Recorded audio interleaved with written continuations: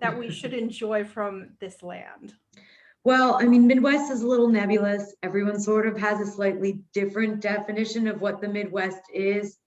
For cheese purposes, the most important states, the ones that have the most sort of dairy production going on, are going to be the ones that touch the lakes in some way. So obviously Wisconsin is going to be the center of this conversation. But additionally, Michigan, Illinois, particularly that northern part of Illinois, and then Minnesota as well. And then not really included in touching those lakes, but Iowa as well, I would say has a pretty large dairying tradition and a lot of Amish farmers. So a lot of them also produce some high quality cheese. So there's also a lot of cheese production in Iowa. But as you guys can guess, a lot of the conversation when it comes to Midwest cheese is going to center around Wisconsin. When you look at the shelves of either your grocery store or even, a specialty cheese shop, you're going to find that the majority of the local cheeses that you see are going to be from Wisconsin. And there's a reason for that. Wisconsin is the largest producer of cheese in the United States, not just in the Midwest. So with Chicago being so close to Wisconsin, it's natural that this is going to be where we're going to pull a lot of our specialty local cheeses from. There are some producers in Illinois, but unfortunately, partially because of Chicago, there isn't as much cheese production in Illinois. And that's because the same immigrants who came from parts of Switzerland and Italy and Germany, particularly the Alpine parts where there's a lot of dairy production, a lot of those people transplanted in Wisconsin and then also northern Illinois. Again, along near the water is fertile land for animals to pasture. So we had a similar tradition, but as Chicago grew, the demand for fluid milk increased. So a lot of those small producers making cheese converted over to fluid milk production and never went back. So now with the sort of return to the land movement, there are a couple small artisan producers in Illinois, but it's really not a huge part of the industry and the land. Whereas Wisconsin, as you can imagine, as the largest producer of cheese in the country, it's really woven into the fabric of their state. It's actually the only state in the entire United States where the cheesemakers have to be state licensed. So in order to be a cheesemaker in Wisconsin, you have to take school, a certain, a pretty in-depth program, and then you have to apprentice with a licensed cheesemaker for hundreds of days. And only then can you sit for a test and become a licensed cheesemaker. It's kind of crazy. This is the only state that does this, but this borrows from the same tradition of the countries where the people in Wisconsin popularized, again, all those Alpine countries. In Switzerland and Germany, there are similar systems of certification and continued education for cheesemakers, as that's their main cash crop in the Alps. And so that was replicated in Wisconsin and is largely the reason that I would say the state has maintained itself as the largest dairy force in the country. Unlike California and some of the other states that are sort of up there in terms of production, California is home to the largest farms that produce the most volume themselves. But Wisconsin is really a network. There are some larger factories, but a large majority of them are also family farms. And so the milk is being pulled from small family farms to various cheesemaking regions in little villages or areas. Again, this is a model that's highly adapted from the Alps, and it's made sort of the state itself and its infrastructure supports and helps further the dairy industry. So it's something that they covet and they treasure. And as a result of it, you know, they continue to produce the most cheese of any state in the United States. I think it's roughly around 3 billion pounds of cheese that they produce annually. So, and a surprising number of that cheese is actually artisan cheese. Because the fabric of Wisconsin is made up of a lot of smaller farms to mid-sized cooperative cheesemakers, there are a lot of artisan producers, and as the market demands it, more of the cheesemakers are buying grass-fed milk to make specialty cheeses, in addition to maybe some of their larger production cheddars and Colbys and some of the more commodified cheeses. So it's really a flourishing environment for cheesemakers, and there's some of the leading centers for dairy research are in Wisconsin, based in the University of Madison. There's the Center for Dairy Research, which continues education for cheesemakers beyond their certification.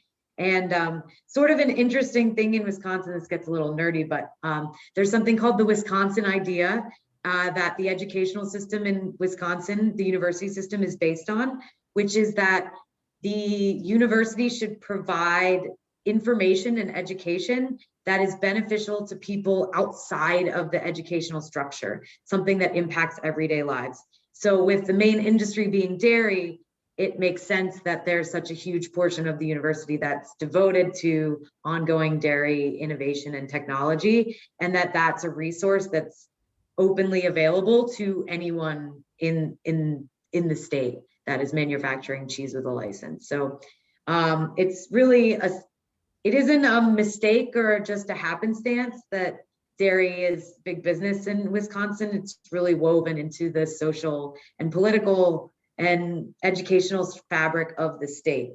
But with that, more exciting is what kind of cheeses should we be looking for from Wisconsin? I'm sure you guys are familiar with a lot of these names or have seen them on shelves. Some of my favorite artisan producers that you'll find here in shops, there's Uplands, which makes Pleasant Ridge Reserve, which is a multi-award winning cheese, both in terms of American cheese competitions and global ones. This is a cheese that, much like I was mentioning in sort of the history of Wisconsin, this is a cheese inspired by the Alps, where a lot of the immigrants came from and sort of borrowed this infrastructure and cheese culture. So it makes sense that they wanted to create an alpine cheese and make it only from pasture-fed milk. So about 9 months out of the year, they make this cheese. That's when the cows are able to be out on pasture eating grass. They make a different cheese when the cows are not on pasture that has a slightly different flavor profile. But this is really meant to encapsulate all the goodness that they eat, the Wisconsin terroir, the different flowers and herbs. And for this style of cheese, they just find that grass feeding is part of the flavor profile. So they really wanted to be true to that heritage. They're located just west of Madison in the area known as the Driftless region, which is where the glacier kind of passed through. So it's where you start to see some rolling hills, some topography, and it's a really fertile cheese-making region. So you'll find a lot of producers making cheese in that region. And when we're talking about cheese in Wisconsin, as much of the Midwest, we're largely talking about cow's milk cheese. I think it's almost 60% of the cheeses made in Wisconsin are of cow's milk. About 40% of that is goat's milk. And then that remaining tiny fraction is sheep. Sheep milk is the most rare in the United States. And this isn't unique to the Midwest. This is true all over the country. You need a lot of sheep to make cheese, to make milk, because they generate very little milk. It's a very high quality milk, but they just don't yield much. So you need a lot of sheep. And then if you have a lot of sheep, you also need a lot of land. So it's a bit more of an endeavor. We don't have as deep-seated a tradition as raising sheep in this country. The immigrants mostly brought over cows, and that really dominates. But goat's milk has been prevalent, and there have been goat cheeses on the market since the early 1900s.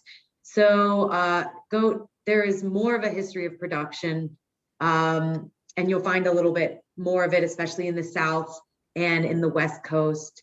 And then also in Michigan, I would say, as germane to our Midwest conversation, Michigan has a large amount of goat producers, I find. Also in, like I mentioned, in Wisconsin, you'll also find a decent amount of goat's milk cheeses.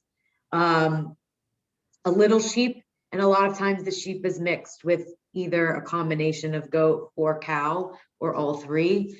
But there's only a couple producers of solely sheep milk. And one of them is in this same region as Uplands, the Driftless region. It's called Hidden Springs Creamery. And they make an array of sheep milk cheeses. There's also Landmark Creamery, which is closer to Madison, but also in this region. And they buy milk from sheep farmers, and then they themselves don't have animals, but they make a couple different styles of cheese. One which is a pecorino style, one that is more of a Basque sheep style, like a tome. And then they make sheep cheddar and sort of just a kind of modern amalgamation of other cheeses, as well as a fresh sheep cheese known as like a brebis. But you don't find a lot of isolated sheep milk producers besides those two. There are some larger cheesemakers still artisanal, but like Carr Valley, you'll see a lot in this market. Carr Valley is a 4th generation run cheesemaker. They're based in Laval, but at this point they have 5 different plants where they make cheese, and they have their own shops. I think they have 4 or 5 shops in Wisconsin, and they themselves produce over 50 different styles of cheese. So really prolific cheesemaker, Sid Cook, and makes a lot of kind of wacky, innovative cheeses. Like they have a goat cheese called Coco Cardona that has cocoa powder on the outside. It's really popular. They have a blue cheese that has dried chili in it, which is actually borrowed from Italy. That's something they do with Gorgonzola in Italy. But he kind of pulls inspiration from everywhere to make all sorts of cheeses, and he makes some sheep's milk cheeses as well as cow and goat. He's the only cheesemaker I know who makes enough cheeses to fill his own shop with only his cheeses. Lydia, is Cars run by siblings? I have this question come in. It's not. It's run by Sid Cook. It's a family business, and some of his sons work for the business now, but I don't believe he has other siblings in the business. He's the main figurehead. He's a master cheesemaker. I mentioned before that there's the certification program. Well, it goes further, which is similar in Switzerland as well, where once you've been a licensed cheesemaker for a minimum of 10 years, you can apply to become a master cheesemaker. It's about a 3-year educational program and then additional testing. That's definitely the minority. I think there's about 50 master cheesemakers in Wisconsin, whereas there's about 1,200 licensed cheesemakers overall in the state. So very small portion go that extra mile. But Sid Cook was born into a cheese family and is very passionate and very Wisconsin, but has a super unique approach to cheese. And he's super committed and really smart about the way he's grown his business, and he's a very savvy businessman, which not all cheesemakers are good business people. So I'll give him that. And I believe that Trader Joe's cheeses come up in here a lot. I'm pretty sure he makes some of their cheeses because, Trader Joe's doesn't make any of those products. They partner with people and then they make their own packaging for them, like a co-packer. So a lot of Trader Joe's producers come from Wisconsin. probably not surprising, but I believe Sid Cook makes some cheeses for them, maybe some blue cheeses, because he does have a blue cheese plant. And then I believe Sartori, who is a Italian style producer, famous for their Parmesan styles called Cervecchio, but they make Asiago, a range of Italian style cheeses you'll see in grocery stores here. I believe they make their Parmesan and some of their Italian style cheeses. So in terms of goat milk producers in Wisconsin, we have LeClaire Farm, which is a female cheesemaker, Katie. And she is making traditional styles we associate with goat's milk, so the fresh chev, a couple little soft ripened cheeses, but then additionally she makes a range of harder cheeses using goat's milk, or in some cases she'll do a mix of cow and goat's milk. But she makes a goat cheddar. She makes sort of an Alpine style called Evelon, which is that's one of my favorite cheeses. And she makes a goat Colby, other sort of block cheeses. And she's also a multiple award-winning cheesemaker. And I definitely recommend her cheeses. And additionally, you can actually get fluid milk from her farm and from there's sort of 4 small farms all in this area that she pulls milk from. So I think that's sold under the label LeClaire as well. But I've seen it in stores here. If you like fluid goat milk, I highly recommend it. It's quite good. And then a new cheesemaker on the scene in Wisconsin that I'm finding pop up more and more in Chicago is a creamery called Blakesville. And they're located just north of Milwaukee. So it's no surprise that they're showing up here. It's pretty close. And the cheesemaker is actually someone I've known for a very long time, very talented cheesemaker. And they are making cheese on the farm. They have about 400 goats that they milk in rotation. And they're making a lot of sort of small, soft ripened French style goat's milk cheeses, as well as fresh chev. And now they're starting to make some more hard style cheeses as well. And they're really exceptional goat cheeses. So if you like goat cheese, I implore you to check them out. But additionally, I'd be remiss to not mention what I think is sort of the quintessential Midwest goat cheese producer. Definitely one of the oldest producers in the region is down in Indiana, on the border near Kentucky, is in Greenville, is a farm called Capriole, and it's run by Judy Shad, and they have been making cheese since the 80s. So they are one of the pioneering goat milk producers in the entire country. We just happen to be in the Midwest. The majority of the rest of them were in California, but and then one in Vermont. But there's about 5 women who all started independently making goat cheese in the 80s. And then they all started communicating to form a network because no one had they didn't have a lot of resources. But Judy is often seen as one of the godmothers of American artisan goat cheese. And it's right in our backyard. She sold at Green City Market for years and years and years. I don't think they do anymore, but her cheeses are still institutions and restaurants when they reopen, and specialty shops. I believe Whole Foods has them as well.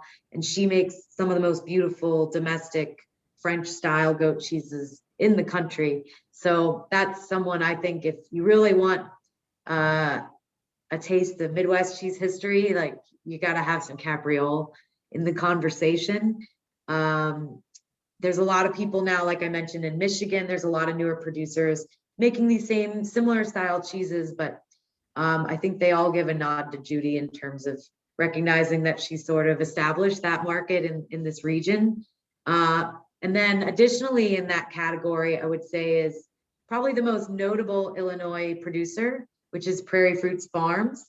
They're located in Champaign-Urbana. She similarly sells at Green City Market and to a lot of chefs in the city. and they are a small goat farmstead cheesemaker, and also making a lot of small sort of ripened cheeses.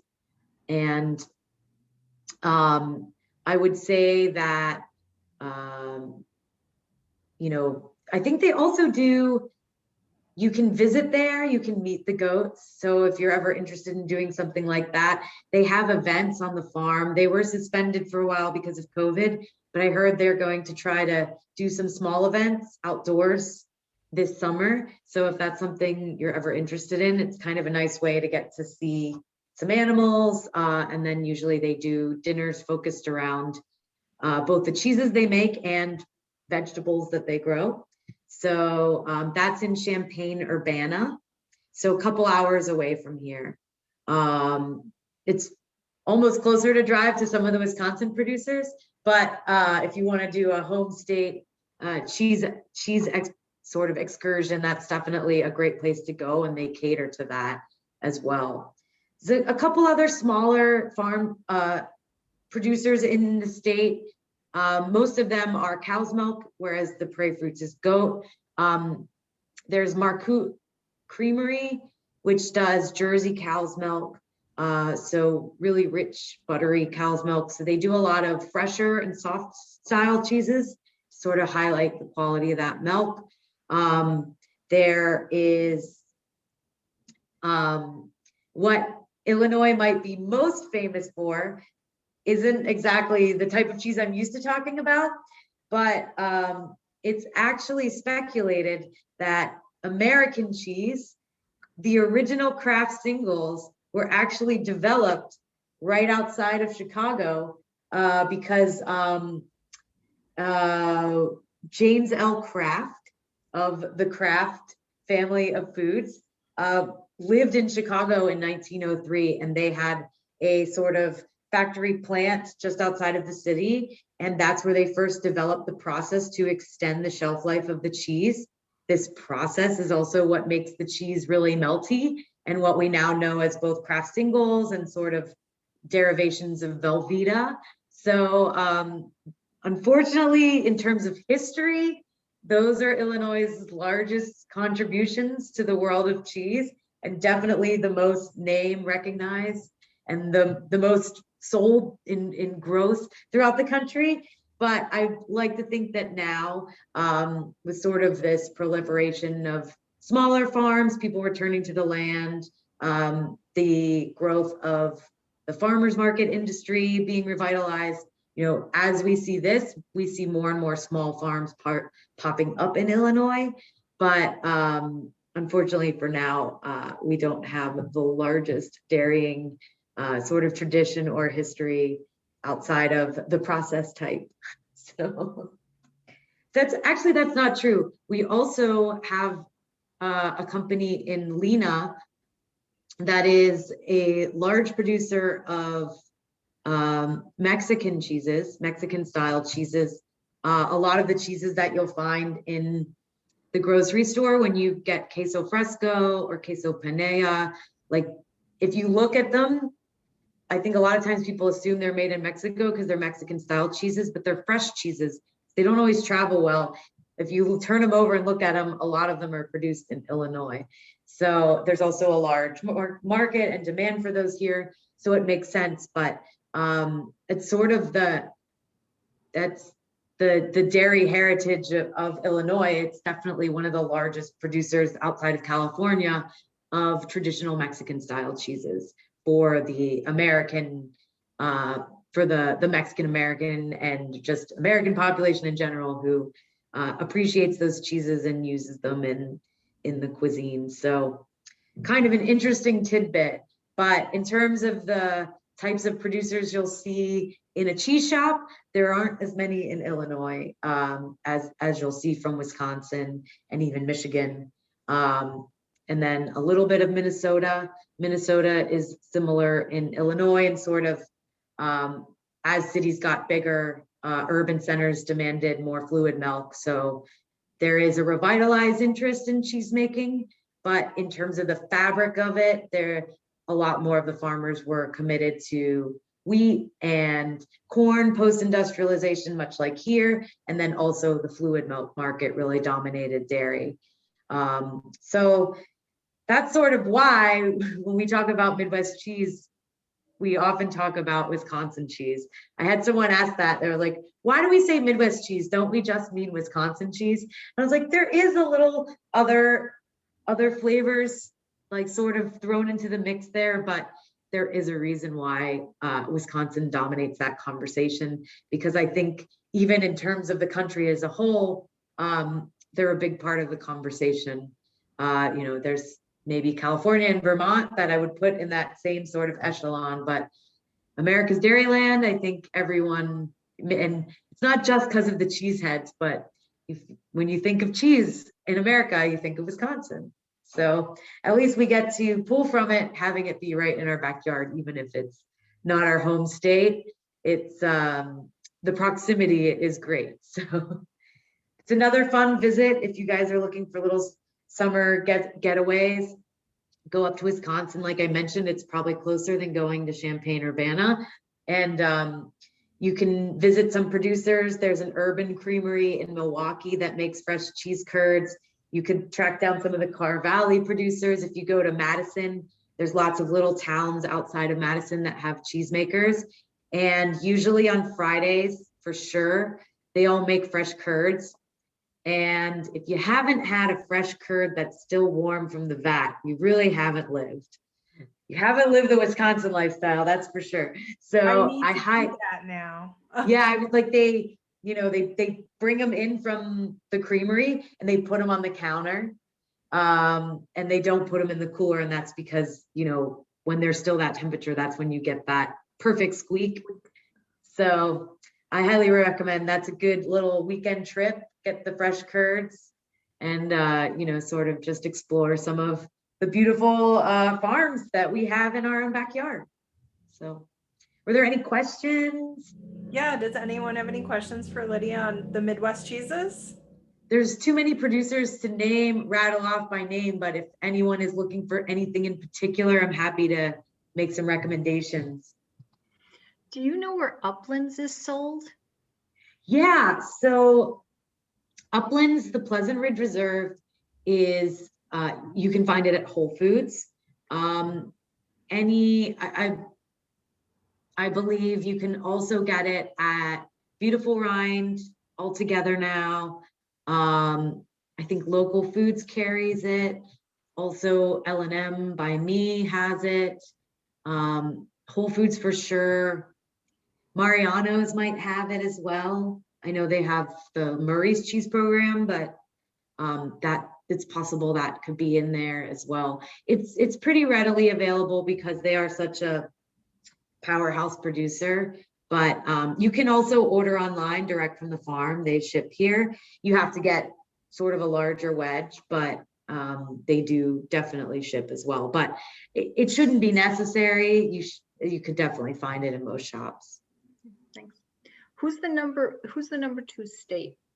Who comes after Wisconsin in the Midwest?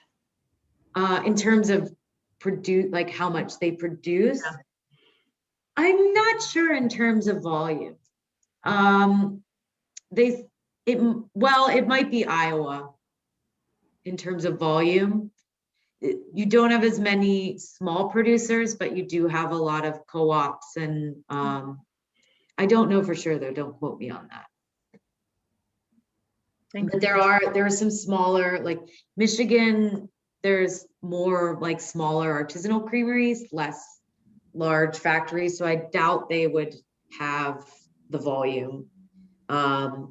Illinois, like I said, there's a couple larger producers and then a handful of smaller ones, but it's really the northern part of the state. There's not much going on. There's so much of the land was converted once fertilizer was sort of manufactured and proliferated. It was all converted to wheat and corn production. So you can't have cows grazing where you grow wheat and corn. So sort of like that was the blight there. But yeah, and then Minnesota as well, I don't think they have a huge industry.